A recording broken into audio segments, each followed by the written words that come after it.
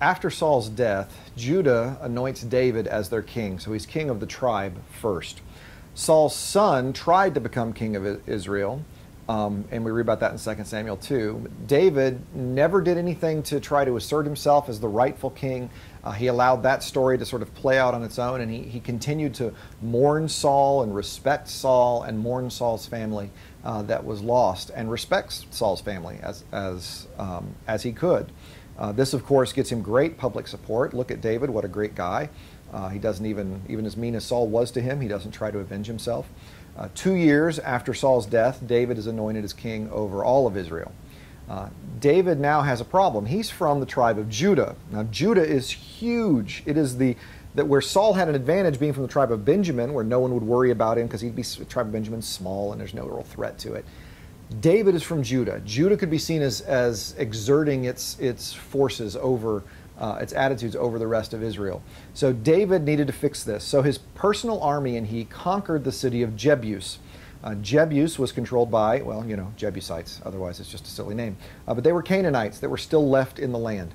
And David and his personal army crawl up through the water system, conquer the city, and he sets up Jebus, now renamed Jerusalem, as the capital city of the nation of Israel. A lot of advantages to doing this. A very shrewd political move. David's political instincts were second to none. He was exceptionally political thinker. Jerusalem is centrally located, so it's right in the middle between the tribes of the north and the south. It hadn't been conquered by any tribe, so no tribe could say, hey, it's our city, and you're not supposed to take that, and you're exerting power. No, none of that. It's in the tribe of Benjamin, which was Saul's tribe, so once again, now we're showing some deference to Saul. What a guy. It's a well-established city and pretty easy to defend, I guess, once David fixed that whole water system vulnerability that he and his army established. But he now has a nice centrally located neutral site, one of the same reasons Washington, D.C. was founded at the center of the 13 colonies. David has that same thing now, a nice neutral site in the middle of the nation. After David had defeated his armies, he decided he needed to build God a house. His palace had been built, and now God needs a house as well. So David sets out plans to build a temple. God keeps him from doing so and says that instead of David building God a house, God is going to build David a house. And we get the Davidic covenant in 2 Samuel chapter 7. Someone from David's line would always sit on the throne in Jerusalem. David's line would be never ending, it would be unbroken, and it would always have a place in Jerusalem on the throne. This Davidic covenant took on popular significance, probably even greater than Sinaitic covenant. People began to believe that this unconditional covenant which God gives to David it didn't matter what they did. It didn't matter what the kings did. They didn't have to fear. Jerusalem itself would never be destroyed. Even when the close calls would come, Jerusalem would never be destroyed because God said it wouldn't be destroyed. And people began to hold on to this as sort of a mission verse that caused some very serious crises of faith, particularly when Jerusalem is destroyed and there isn't a king sitting on the throne in Jerusalem. Some of the Psalms, Psalm 89 in particular, we see dealing with this specific problem and crisis of faith. How can a God whose word never fails and never breaks his word give this promise and then let Jerusalem be destroyed? It's a wonderful lament psalm as the psalmist is wrestling with this very deep theological problem. Following the Davidic covenant, we get what's known as the court history of David, or the succession narrative.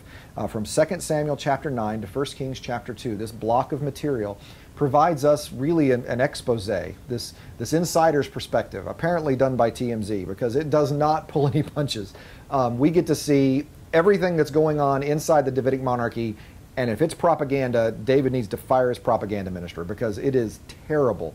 We see about the rapes that are going on in the family, David's inability to discipline his children, the fighting over who's going to be first, the David and Bathsheba sin, all of these things that are happening in David's family life, the rebellion of Absalom and ultimately his death. We get, because really the Bible tells this with some real suspense. As you're reading this for the first time, you don't know who's going to succeed David. Is it going to be Adonijah, his firstborn? No, Adonijah got killed by Absalom, so it's going to be Absalom. No, Absalom got killed by Joab. So it's going to be some other. No, we're going to find out very soon who it is that's going to be the king after him. So David, by the time he comes to the end of the story, at the beginning of 1 Kings, is a a pitiful figure. All of his virility, all of his youth, all of his vigor, all of his political sense, it seems, has passed. And when we open up 1 Kings chapter 1, David is impotent, literally and figuratively. Nathan and Bathsheba manipulate Solomon's appointment and as king and usurp Adonijah's. David later does give Solomon some counsel on how to secure his kingship, and basically David's advice is secure it with bloodshed rather than the political way that David did it. At the end, David is a great military figure. He completes the conquest. The Canaanites are finally out of the land. He's a great political figure. He is the one really who first unites the tribes when you finally have a nation of Israel instead of a group of tribes just sort of competing together.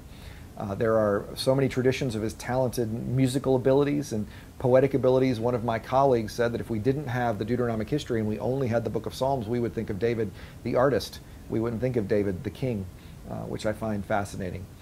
He does have a sensitivity to God and religious matters. The difference between David and Saul was when David disappointed God, it really upset him. When Saul disappointed God, we can't tell that he even noticed or fully understood what was going on. But David, though his sins, when we would weigh them, would be greater. I mean, Saul didn't kill everybody according to Cherem and sacrificed when he shouldn't have. David commits adultery and murder.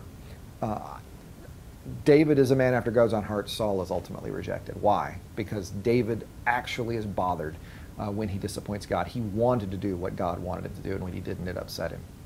His life is idealized so that it points to this ideal king, this anointed one, this Messiah, this Messiah who's going to come later on, who's going to be important in the story, of course, because Jesus is from the line of David. I should have said spoiler alert on that one. Sorry.